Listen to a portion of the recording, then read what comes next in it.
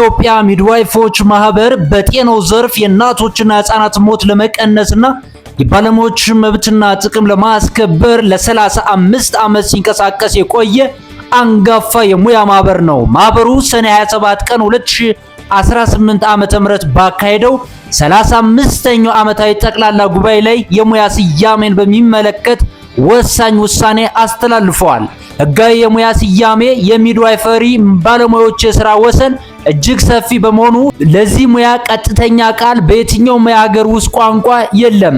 በመሆኑም በሀገር አቀፍ ደረጃ በሁሉም ተቋማትና በሁሉም የሀገሪቱ ቋንቋዎች በቀጥታ ሚድዋይፈሪ ለባለሙያው ሚድዋይፍ ተብሎ ብቻ እንዲጠራ ጠቅላላ ጉባኤው በሙሉ ድምጽ አጽድቋል። የትርጉም ክለላ ይህን የሙያ ወደ ማንኛውም የሀገር ውስጥ ቋንቋ መተርጎም ለምሳሌ አዋላጅ ነርስ ወይም ሌላ ስያሜ ከዚህ ቀን ጀምሮ በጠንካራ የተከለከለ ነው። ተፈጻሚነት በመሆኑም ከዚህ ማስታወቂያ ጀምሮ ማንኛውም የጤና ተቋም፣ የሲቪል ሰርቪስ መዋቅርና ሌሎች ተዛማጅ ተቋማት የቅጥር ማስታወቂያችን ወይም የሥራ መግለጫዎችን ሲያዘጋጁ ሚድዋይፈሪና ሚድዋይፍ የሚሉትን ስያሜዎች ብቻ እንዲጠቀሙ ማህበሩ ያሳስባል። ማንኛውም የጤና ተቋም፣ የመንግስትና የግል ድርጅት እንዲሁም የመገናኛ ብዙሃን የቅጥር ማስታወቂያዎችና የሥራ መግለጫዎችን ሲያዘጋጁ ይህን ህጋዊ የሙያ ስያሜ ብቻ እንዲጠቀሙ ማህበሩ ያሳውቃል። ዓላማ ይህ ውሳኔ ባለሙያዎች በሳይንሳዊ ዕውቀታቸው ልክ ተገቢውን ክብር እንዲያገኙ፣